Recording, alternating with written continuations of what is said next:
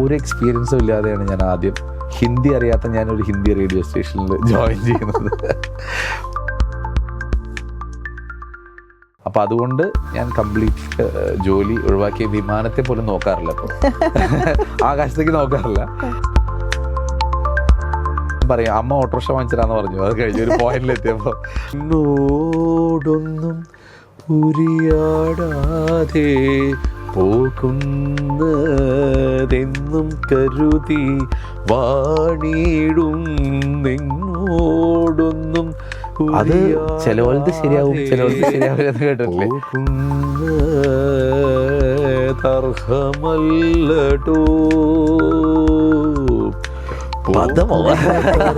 പദത്തിലേക്ക് എത്തിയല്ലേ അവസാനം. എൻ്റെ കരത്തെ നീ ഗ്രഹിക്കേണം സുന്ദര. നമസ്കാരം. ഇന്നത്തെ നമ്മുടെ ഗസ്റ്റ് മ്യൂസിക് ഡയറക്ടർ രഞ്ജിത്ത് മേലേപ്പാട്ടാണ്. നമുക്ക് പുതിയ വിശേഷങ്ങൾ ടോക്ക് ഫ്രെയിമിലൂടെ ചോദിച്ചറിയാം. സ്വാഗതം ചെയ്യാം. നമസ്കാരം. Thank you. ഇപ്പം രഞ്ജിത്ത് അറേഞ്ചറാണ്, സിംഗറാണ്, പിന്നെ മ്യൂസിക് ഡയറക്ടറാണ്, സൗണ്ട് എഞ്ചിനീയറാണ്. എങ്ങനെയാണ് ഈ സംഗീതത്തിലോട്ടുള്ളൊരു ജേണി എങ്ങനെയാണ് സ്റ്റാർട്ട് ചെയ്യുന്നത്? ഞാൻ ആക്ച്വലി ഡിഗ്രിക്ക് പഠിക്കുന്ന സമയത്ത് ആണ് ആക്ച്വലി നമ്മൾ ഈ യൂണിവേഴ്സിറ്റി ഫെസ്റ്റിവലുകളിലൊക്കെ പങ്കെടുക്കുന്ന ഒരു കാലഘട്ടം. ഞാൻ ക്രിസ്ത്യൻ കോളേജിൽ അവിടെ കോഴിക്കോടാണ് പഠിച്ചത്. അപ്പോൾ ആ സമയത്ത് യൂണിവേഴ്സിറ്റി കാലഘട്ടത്തിൽ നമ്മൾ ഈ സോണൽ ഇതിനൊക്കെ പോകുമല്ലോ. അപ്പം അങ്ങനെ നാഷണൽ യൂണിവേഴ്സിറ്റി ഫെസ്റ്റിവലിന് പോകുന്ന സമയത്ത് അവിടെ നിന്നാണ് ഞാൻ ആക്ച്വലി ഒരു സ്കൂൾ ഓഫ് ഓഡിയോ എഞ്ചിനീയറിംഗ് എന്ന് പറഞ്ഞിട്ടൊരു ഇൻസ്റ്റിറ്റ്യൂട്ടിനെ കുറിച്ച് അറിയുന്നത്. യഥാർത്ഥത്തിൽ മ്യൂസിക്കിൽ അങ്ങനെ പഠിച്ച വലിയ ബാക്ക്ഗ്രൗണ്ടുകളൊന്നുമില്ല. പക്ഷെ ഒരു പക്ഷേ ക്രിസ്ത്യൻ കോളേജും അല്ലെങ്കിൽ കോഴിക്കോടും ബാബുക്കയുടെ നാടാണല്ലോ, MS ബാബുരാജിൻ്റെ നാടാണല്ലോ. അപ്പോൾ എനിക്ക് അങ്ങനത്തെ കുറേ എന്താ പറയുക ഇഷ്ടങ്ങൾ, പാട്ട് കേൾക്കാനുള്ള ഇഷ്ടങ്ങളുണ്ടായിരുന്നു. പിന്നെ ഞാൻ ജനിച്ചത് തിരൂരാണ്. അപ്പോൾ തിരൂർ എന്നൊക്കെ പറഞ്ഞാൽ ഹിന്ദുസ്ഥാനി ഉസ്താദ്മാരുടെ നാടാണ്. ഷാബായി, വിൻസെൻ്റ് മാഷ്, അതൊക്കെ ഇപ്പോഴും തുടരുന്ന നൗഷാദക്ക, ഫിറോസിക്ക, സലീമിക്ക, അങ്ങനെയൊക്കെയുള്ള ഒരുപാട് ആളുകൾ, ക്ലബ്ബ്, അതുപോലെ തന്നെ അസ്ലംക്ക, ഇവരൊക്കെ ഒരുപാട് മ്യൂസിക് അവിടെ ഇന്നും നിരന്തരമായി പ്രൊഡ്യൂസ് ചെയ്തുകൊണ്ടിരിക്കുന്ന അല്ലെങ്കിൽ സ്പ്രെഡ് ചെയ്തുകൊണ്ടിരിക്കുന്ന ആളുകളാണ്. അപ്പോൾ അതിൻ്റെ ഇടയിൽ ജനിച്ചു എന്നുള്ളതാണ് ആദ്യത്തെ എൻ്റെ സംഗീത പാരമ്പര്യം എന്ന് വേണമെങ്കിൽ പറയാം. വൈകിട്ടാകുമ്പോഴുള്ള ക്ലബ്ബുകളിൽ ഞങ്ങൾ വന്ന് ഇരിക്കലും അന്നൊന്നും ഒന്നും അറിയില്ല കേട്ടോ, ജസ്റ്റ് കേൾക്കാമെന്ന് മാത്രമേ ഉള്ളൂ. പക്ഷേ ഈ കേൾവിയുടെ ഒരു ഗുണം എന്താണെന്ന് വെച്ചാൽ നമുക്ക് കേൾക്കാൻ വേണ്ടിയിട്ടുള്ള ആ ക്വാളിഫിക്കേഷൻ ക്യാ ബാത് ഹേ എന്ന് പറഞ്ഞാൽ മാത്രം മതി. മനസ്സിലായി? അപ്പോൾ അത് കഴിഞ്ഞിട്ട് ഒരു പോയിന്റിൽ ചിലപ്പോൾ ഹാർമോണിയം പ്ലെയർ വരില്ല, അല്ലെങ്കിൽ തബല പ്ലെയർ വരില്ല. എന്നാൽ രഞ്ജിത്ത് നീ ഒന്നിരുന്നോ എൻ്റെ മുകളിൽ ഒന്ന് എന്തെങ്കിലുമൊക്കെ കൊട്ടുന്നു, ഹാർമോണിയത്തിൽ എന്തെങ്കിലുമൊക്കെ ശബ്ദം ഉണ്ടാക്കും, ഇങ്ങനത്തെ ഒരു കാലം. അപ്പോൾ യഥാർത്ഥത്തിൽ എനിക്ക് പറയാനുള്ളത് ഫിറോസ് ബാബു ഒരു പക്ഷേ കേരളത്തിലൊക്കെ അറിയപ്പെടുന്ന ഒരു പ്രശസ്തമായ മാപ്പിള പാട്ടുകാരനാണ് അദ്ദേഹം. അതല്ലാതെ തന്നെ തബല പ്ലെയറാണ്. അപ്പോൾ അദ്ദേഹത്തിലൂടെയാണ് യഥാർത്ഥത്തിൽ ഞാനൊരു ഹാർമോണിയം എന്ന് പറഞ്ഞ ഇൻസ്ട്രുമെൻറ്റിലേക്ക് ഞാൻ എത്തിപ്പെടുന്നത്. അദ്ദേഹമാണ് എന്നെ ബാബുരാജ് എന്ന് പറഞ്ഞ അതിമഹനീയനായ സംഗീതജ്ഞൻ്റെ ഒരുപാട് കോമ്പോസിഷൻസ് ഇരുത്തി പാടി കേൾപ്പിച്ചു തന്നിട്ടുള്ളത്. അപ്പോൾ ഒരു പക്ഷേ അതിലൂടെയാണ് ഞാൻ ഈ ഹാർമോണിയത്തിലേക്ക് വരുന്നത്. ഇപ്പോൾ വെസ്റ്റേൺ ആണെങ്കിൽ കോഴിക്കോട് ബെനറ്റ് സാർ ഗിറ്റാർ, അദ്ദേഹം ഞങ്ങളൊരു വെസ്റ്റേൺ ബാൻഡിൽ ഉണ്ടായിരുന്നു, അവിടെ ഫോം ചെയ്തായിരുന്നു. അവിടെ നിന്നാണ് പുള്ളി ബേസിക്സ് പറഞ്ഞു തരുന്നത്. പിന്നെ അതുപോലെ തന്നെ കീബോർഡിൽ അസ്ലംക്ക, തിരൂര്. അപ്പോൾ ഒന്ന് ജനിച്ച സ്ഥലം ആണ് തീർച്ചയായിട്ടും. രണ്ട്, അതിൻ്റെ എഞ്ചിനീയറിംഗ് സൈഡിലേക്ക് പോകുന്നത് ഒരു പക്ഷേ പഠിക്കാൻ വളരെ മോശമായിരുന്നു. അപ്പോൾ ഞാൻ പറയും അമ്മ ഓട്ടോറിക്ഷ വാങ്ങിച്ചിട്ടാന്ന് പറഞ്ഞു. അത് കഴിഞ്ഞ ഒരു പോയിന്റിലെത്തിയപ്പോൾ അത് കഴിഞ്ഞപ്പോഴാണ് ഞാൻ വിചാരിച്ചത് ശരി, നമുക്ക് എന്തെങ്കിലും നമ്മുടേതായിട്ടുള്ള എന്തെങ്കിലും ഒരു കാര്യം, ഒരു തൊഴിൽ. അത് ഞാൻ പറഞ്ഞ 2003 ആ കാലഘട്ടമാണ്. അതായത് 98 AR റഹ്മാൻ റോജയിലൊക്കെ ആയിട്ട് വന്ന് ഒരു സൗണ്ട് എഞ്ചിനീയറിങ് അല്ലെങ്കിൽ ഈ എന്താ പറയുക സ്റ്റുഡിയോ എന്നൊക്കെ പുറത്തേക്ക് കൂടുതൽ കേൾക്കുന്ന ഒരു സമയമാണത്. അപ്പോൾ അങ്ങനെയാണ് യഥാർത്ഥത്തിൽ ഞാൻ ചെന്നൈയിലെ ഈ സൗണ്ട് എഞ്ചിനീയറിങ് SA ഇൻസ്റ്റിറ്റ്യൂട്ടിലേക്ക് എത്തിപ്പെടുകയും അവിടുന്ന് ഞാൻ കോഴ്സ് കഴിഞ്ഞ് അപ്പോൾ അവിടെ ചെന്നപ്പോഴാണ് എനിക്ക് മനസ്സിലായത് യഥാർത്ഥത്തിൽ ഈ ഡിപ്ലോമ കോഴ്സിൽ മ്യൂസിക് പഠനമില്ല, മ്യൂസിക് തിയറിയൊക്കെ പഠിക്കാനുണ്ടെങ്കിലും അത് പ്യുവർലി ടെക്നിക്കലായിട്ടുള്ളൊരു ജോബാണ്. അപ്പോൾ എങ്ങനെ how I can incorporate music and technology എന്നുള്ളത് ഒരു പക്ഷേ അവിടെ നിന്നായിരിക്കും തുടങ്ങിയിട്ടുണ്ടാവുക ചിന്ത. അത് കഴിഞ്ഞ് നേരെ ഞാൻ 2-3 ചാനൽസിൽ വർക്ക് ചെയ്യുന്നു. ഇവിടെയുള്ള ഏഷ്യാനെറ്റ് അങ്ങനെയുള്ള 2-3 ചാനലുകൾ വർക്ക് ചെയ്യുന്നു. അത് കഴിഞ്ഞ് തിരിച്ച് ഞാൻ 2007 അത് രസകരമായ സംഭവം, ഒരു സീരിയലിൽ ഞാൻ ബാക്ക്ഗ്രൗണ്ട് സ്കോർ ചെയ്യാൻ വേണ്ടിയിട്ട് എന്നെ വിളിച്ചതാണ്. സീരിയലിൻ്റെ പേര് ദുബായ് എന്നാണ്. അപ്പോൾ ഞാനിങ്ങനെ ഫസ്റ്റ് എപ്പിസോഡ് ബാക്ക്ഗ്രൗണ്ട് സ്കോർ ചെയ്യുന്ന സമയത്ത് പുറകിൽ ഇങ്ങനെ പ്രൊഡ്യൂസറും ഡയറക്ടറും എല്ലാവരും ഉണ്ട്. അപ്പോൾ പറഞ്ഞു രഞ്ജിത്ത് ദുബായ് കണ്ടിട്ടുണ്ടോ ചോദിച്ചു. അപ്പോൾ ഇല്ല. അവനെ എങ്ങനെ ഇത് മ്യൂസിക് ചെയ്യാൻ പറഞ്ഞു. ഞാൻ പറഞ്ഞത് കുഴപ്പമില്ല സാർ, ഞാനിങ്ങനെ അല്ലല്ല ഞാനൊരു വിസ ഇടാം എന്ന് പറഞ്ഞിട്ട് ഞാൻ അങ്ങനെ ദുബായ് എന്ന് പറഞ്ഞ സീരിയലിൻ്റെ പ്രൊഡ്യൂസർ ആണ് ദാസാറാണ് എനിക്ക് ആദ്യമായിട്ട് എന്താ പറയുക ഒരു വിസ ഇടുന്നത്, വിസിറ്റിംഗ് വിസ. അങ്ങനെ ദുബായിലെത്തുന്നു. 3 മാസത്തെ വിസിറ്റിന് പോയതാണ്. പക്ഷേ അവിടെ ഒരു ജോലി കിട്ടി ആ സമയത്ത്. പക്ഷേ സീരിയലിൻ്റെ പരിപാടികൾ വേറെ നടന്നായിരുന്നു. അവിടുന്ന് ജോലി കിട്ടി. അവിടെ റേഡിയോയിൽ ജോയിൻ ചെയ്യണം. ഒരു എക്സ്പീരിയൻസും ഇല്ലാതെയാണ് ഞാൻ ആദ്യം ഹിന്ദി അറിയാത്ത ഞാനൊരു ഹിന്ദി റേഡിയോ സ്റ്റേഷനിൽ ജോയിൻ ചെയ്യുന്നത്.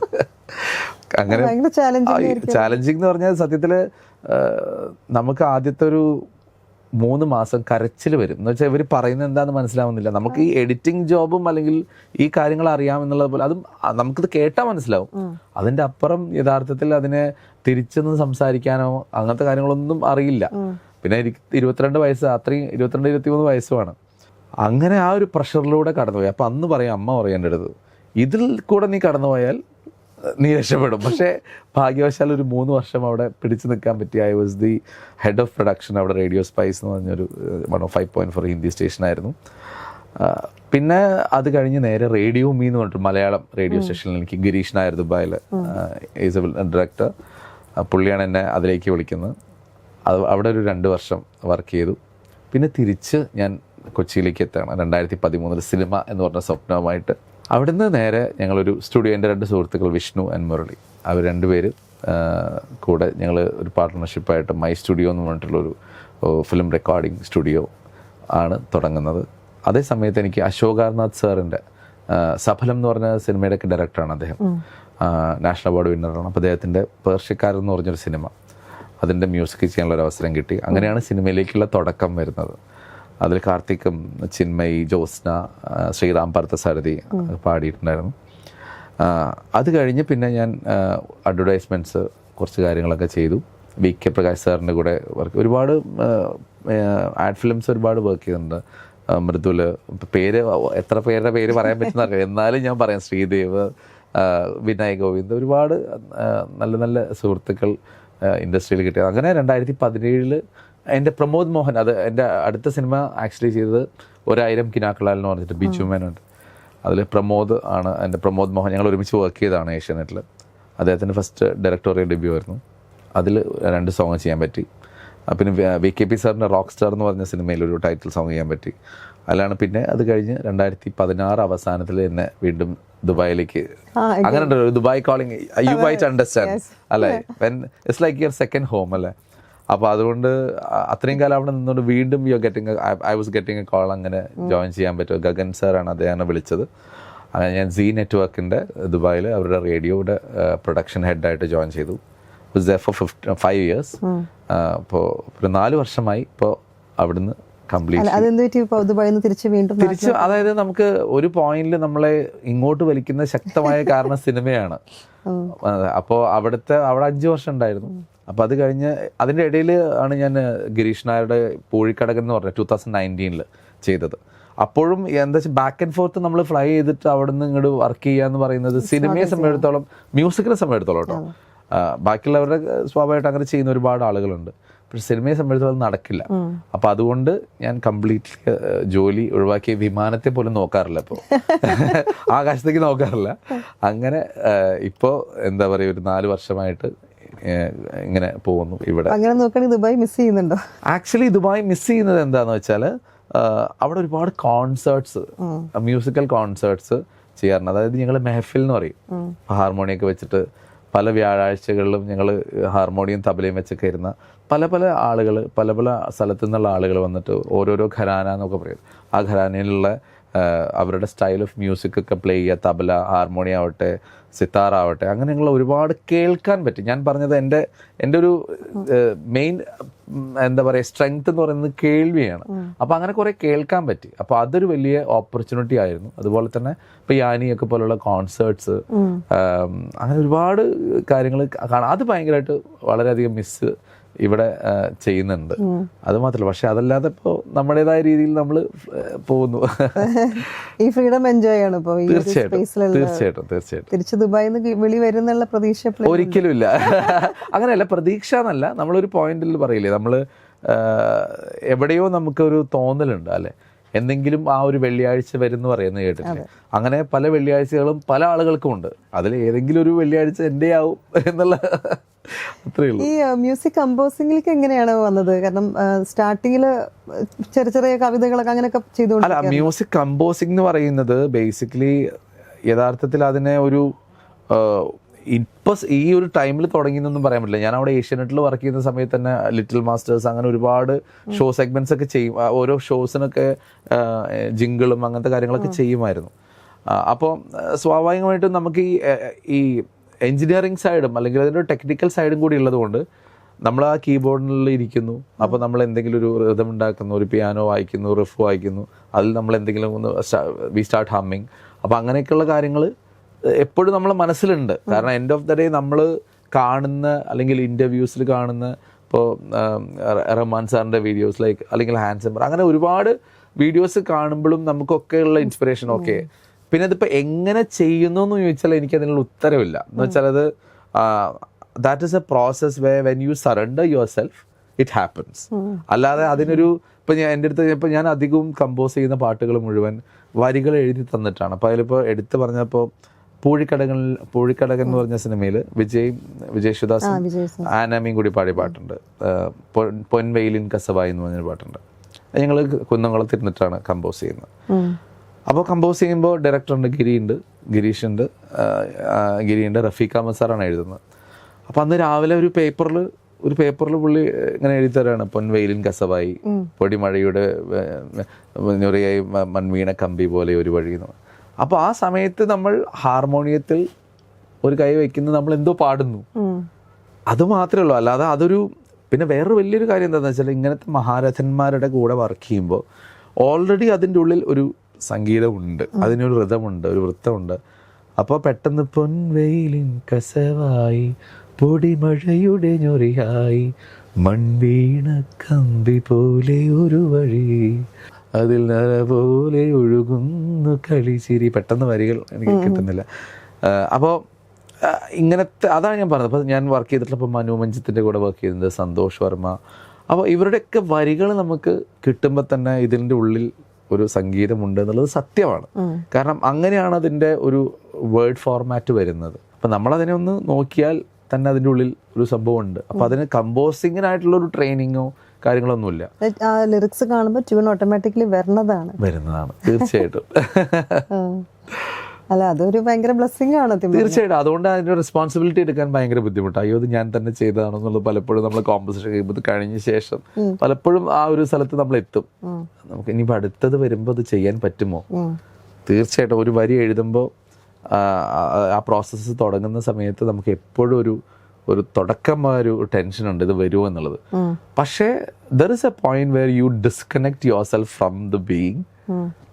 അത് നമുക്ക് പറയാൻ പറ്റില്ല, പ്രഡിക്റ്റ് ചെയ്യാൻ പറ്റില്ല അത് ഏത് പോയിന്റിലാണ് എത്തുന്നത് എന്നുള്ളത്. അങ്ങനെയാണ് അതിലേക്ക് എത്തുന്നത് എന്നാണ് ഞാൻ വിശ്വസിക്കുന്നത്. എനിക്ക് അങ്ങനെയാണ് സംഭവിച്ചിട്ടുള്ളത്. Music is always connected with emotions അല്ലേ? എക്സാക്ട്. അപ്പൊ ഈ മ്യൂസിക്കും ഇമോഷൻസും എങ്ങനെയാണ് ഒരുമിച്ച് ഇങ്ങനെ കണക്റ്റഡ് ആവണത്? അതിന് ഏറ്റവും വലിയൊരു ഇതിനെ ഹോൾഡ് ചെയ്യുന്നത് നമ്മുടെ മൂഡ് ഓൾസോ ഒരു പാട്ടാണ്. അതെ, ഒരു പ്രോജക്റ്റിലേക്ക് നമ്മൾ കിടക്കുമ്പോഴേ അതിന്റെ the captain of the ship is always the director. ആ ഡയറക്ടറാണ് യഥാർത്ഥത്തിൽ നമ്മളെ എവിടെ എങ്ങനെ നമ്മൾ പ്ലേസ് ചെയ്യുന്നത്. അപ്പോൾ നമുക്ക് സ്ട്രെങ്ത് ഉള്ള ഒരുപാട് മ്യൂസിക് ഉണ്ട്. അപ്പോൾ ചില ആളുകൾക്ക് ക്ലാസിക്കലി ട്രെയിൻഡ് ആയിരിക്കും, ചിലർ ക്ലാസിക്കലി ട്രെയിൻഡ് ആയിരിക്കില്ല, ചിലർ ഗിറ്റാറിസ്റ്റുകളായിരിക്കും, ചിലർ പ്രോഗ്രാമേഴ്സ് ആയിരിക്കും. അപ്പോൾ ഇതിൻ്റെ ഉള്ളിൽ നിന്ന് എങ്ങനെ ഒരു സംഗീതത്തെ അവർക്ക് വേണ്ട സംഗീതം, ഞാൻ പറയുന്നത് സിനിമയെക്കുറിച്ചാട്ടോ പറയുന്നത്, ആ സിനിമയെക്കുറിച്ചുള്ള സംഗീതത്തിനെ കുറിച്ചുള്ള അവയർനെസ് യഥാർത്ഥത്തിൽ അതിന് ബോധം ശരിക്കും വേണ്ടത് ഡയറക്ടർക്കാണ്. I can give multiple options അല്ലേ, അല്ലെങ്കിൽ ഞാൻ എന്നല്ല പറയുന്നത്, any composer can give multiple options. അപ്പോൾ നമ്മളെപ്പോഴും ഡയറക്ടറാണ് നമ്മളുടെ ഒരു പാത്ത് ചൂസ് ചെയ്യുന്നതെന്ന് പറയാം. പിന്നെ കണക്ട് ചെയ്യപ്പെടുന്നത്, അതായത് ഏത് ലിറിക് റൈറ്റർ വേണം. ഇപ്പോൾ നമ്മൾ എഴുതുന്ന ഒരു സിറ്റുവേഷന് സമയത്ത് ഒരു ടീനേജ് കാലഘട്ടത്തിലുള്ള ഒരു കഥയാണോ അതോ ഒരു ഫ്ലാഷ് ബാക്ക് ആണോ, അപ്പോൾ അതിനനുസരിച്ചാണ് ലിറിക് റൈറ്ററെ ചൂസ് ചെയ്യുക. അപ്പോൾ end of the day it's A ഒരു എന്താ പറയുക, ഒരു കൊലാബറേറ്റീവ് ഒരു ഡിസിഷനാണ് അതെല്ലാം. സിനിമയുടെ മൂഡിനെ കുറിച്ച് പറയുകയാണെങ്കിൽ അപ്പോൾ ആ സിറ്റുവേഷനിലേക്ക് നമ്മൾ അദ്ദേഹത്തിൻ്റെ സീൻ പറയുന്നത് നമ്മൾ മനസ്സിലാക്കിയിട്ട് നമ്മളെ പെർസ്പെക്റ്റീവാണ് കൊടുക്കുന്നത്. നമ്മുടെ പെർസ്പെക്റ്റീവ് നമ്മൾ കണ്ട ഏതോ ഒരു വിഷ്വൽ അല്ലെങ്കിൽ നമ്മൾ കേട്ട ഏതോ ഒരു നേരത്തെ പറഞ്ഞ പോലെ ക്ലബിലൊക്കെ ഇരുന്ന് ബാബുഖാന്റെ എവിടേക്കോ കേട്ട എന്തൊക്കെയോ നമ്മളുടെ എന്താ സബ് കോൺഷ്യസിലോ അല്ലെങ്കിൽ അവിടേക്കുള്ള കുറേ കാര്യങ്ങൾ നമ്മുടെ ഉള്ളിൽ നിന്നും പാട്ടായി വരുന്നു അല്ലേ. അപ്പോൾ പക്ഷെ അത് ആ ഡയറക്ടറാണ് ചൂസ് ചെയ്യുന്നത് whether he wants this tune, ഇത് ആ സിനിമയിലേക്ക് ഓക്കെ ആണോ എന്നുള്ളത്. ആകെ എത്ര സിറ്റുവേഷനാണ് മലയാള സിനിമ ഏത് സിനിമയിലാണെങ്കിലും ഉള്ളത്, മാക്സിമം ഒരു 6-7 സിറ്റുവേഷനേ ഉള്ളൂ. ലവ് ഉണ്ടാവാം, അല്ലെങ്കിൽ സാഡ് ഉണ്ടാവാം, ഡിപ്രഷൻ ഉണ്ടാവാം, അല്ലെങ്കിൽ സെലിബ്രേഷൻ ഉണ്ടാവും, അങ്ങനെ കുറച്ച് കാറ്റഗറി ഉള്ളൂ. പക്ഷെ എങ്ങനെയാണ് ഇത്രയും പാട്ടുകൾ ഉണ്ടാവുന്നത്? n നമ്പർ ഓഫ് സോങ്സ് അല്ലേ. അപ്പം അതിൻ്റെ പേഴ്സ്പെക്റ്റീവ്, അതിൻ്റെ ഒരു തോട്ട് ഉണ്ട്. അത് ആ ഡയറക്ടർക്ക് അയാളുടെ ഒരു ജേർണിയിൽ നിന്ന് കിട്ടിയ ഒരു തോട്ടായിരിക്കാം. അപ്പോൾ എനിക്ക് ആ ക്യാരക്ടറിന് മ്യൂസിക് ചെയ്യണമെന്നുണ്ടെങ്കിൽ I need to speak to him. എന്താണ് വേണ്ടത്? ചിലപ്പോൾ ട്രാവൽ ചെയ്യേണ്ടി വരും, അയാളെ ആ വ്യക്തിയെ മനസ്സിലാക്കേണ്ടി വരും, അയാൾക്ക് ഇത് അല്ലെങ്കിൽ ആ ക്യാരക്ടറിനെ മനസ്സിലാക്കേണ്ടി വരും. അപ്പോൾ ഞാൻ സ്ക്രിപ്റ്റ് അങ്ങനെ വായിക്കുന്ന ഒരാളാണ്, പക്ഷെ അതിന് കേൾക്കാൻ ഭയങ്കര ഇഷ്ടമാണ്. അപ്പോൾ ഇതെന്നല്ല, ഒരുപാട് സ്ക്രിപ്റ്റുകൾ ഞാനിപ്പോൾ ഞാൻ ചെയ്യാത്ത സിനിമകളാണെങ്കിൽ പോലും എനിക്ക് സ്ക്രിപ്റ്റ് ഡിസ്കഷനിലൊക്കെ ഇരിക്കാൻ വളരെ ഇഷ്ടമുള്ള ഒരാളാണ്. റൈറ്റിങ്ങിലൊന്നുമില്ല, പക്ഷെ കേൾക്കാൻ ഇഷ്ടമാണ്. നമ്മളുടെ ഇമാജിനേഷനിൽ ഒരു പക്ഷേ ഞാനാണ് അവിടെ ചെയ്തിരുന്നെങ്കിൽ ചിലപ്പോൾ ഇങ്ങനെ ഒരു പെർസ്പെക്റ്റീവ് അല്ലെ. നമ്മളിത് how do you exercise your brain അല്ലെ, ദാറ്റ് ഈസ് വെരി ഇമ്പോർട്ടൻറ്റ്. ഇപ്പോൾ നമുക്ക് വർക്കില്ല എന്ന് പറഞ്ഞിട്ട് എനിക്ക് വർക്കില്ല എന്ന് പറഞ്ഞ് മിണ്ടാതിരിക്കുന്നതിനെക്കാട്ടും ഏറ്റവും നല്ലത് നമ്മൾ ചിന്തിച്ചു കൊണ്ടേയിരിക്കുക. അത് നമ്മളുടെ എപ്പോഴും പറയും, ഈ ആങ്സൈറ്റി കുറയ്ക്കാനുള്ള ഏറ്റവും നല്ല കാര്യം എന്ന് പറയുന്നത് നമുക്ക് പ്രൊജക്റ്റുകൾ ഉണ്ടെന്ന് വിശ്വസിച്ച് നമ്മളതിന് പ്രിപ്പയർ ചെയ്തുകൊണ്ടിരിക്കുന്ന ഒരു സ്ഥലമുണ്ട്. പക്ഷേ ഒരുപക്ഷെ ആ പ്രോജക്റ്റുകളൊന്നും വരുമ്പോൾ നമുക്ക് ഇതൊന്നും ഉപയോഗിക്കണമെന്നേ ഇല്ല. ഞാനങ്ങനെ ഒരുപാട് കാര്യങ്ങൾ ചെയ്തിട്ടുണ്ട്. നമുക്ക് പ്രോജക്റ്റ് ഡയറക്ടർ വരുന്നതിന് മുമ്പേ പടം സ്കോറൊക്കെ ചെയ്യാനുള്ള സമയത്ത് ഞാൻ ഒരുപാട് സാധനങ്ങൾ പ്രിപ്പയർ ചെയ്ത് വെക്കും. എവിടെയൊക്കെ എന്തൊക്കെ കേട്ടാലും അത് എഴുതി വെക്കും, ഫോണിൽ റെക്കോർഡ് ചെയ്യും, ഇങ്ങനെ എവിടെയെങ്കിലൊക്കെ. പക്ഷേ പടം വന്നു കഴിഞ്ഞാൽ ഇതൊന്നും അതിന് ഉപയോഗിക്കാൻ പറ്റില്ല എന്ന് മാത്രമല്ല, നമുക്ക് അവിടെ വരുന്നത് വേറെ എന്തെങ്കിലും ആയിരിക്കും. പക്ഷെ അവിടെ വരുന്നതുണ്ടല്ലോ ഈ ചിന്തിക്കുന്നുണ്ടാണ്. അപ്പോൾ ഈ ചിന്ത ഒരിക്കലും അതായത് ആ തോട്ട് പ്രോസസ്സ് നമുക്ക് എത്രത്തോളം ഡെപ്തിലേക്ക് പോകാൻ പറ്റും, you have to practice that. അത് മാത്രമേ ഉള്ളൂ ആസ് എ ഒരു പെട്ടെന്ന് പറയുമ്പോൾ അത് മാത്രമേ ഉള്ളൂ പറയാൻ എക്സസൈസ് എന്ന് പറയുന്നത്.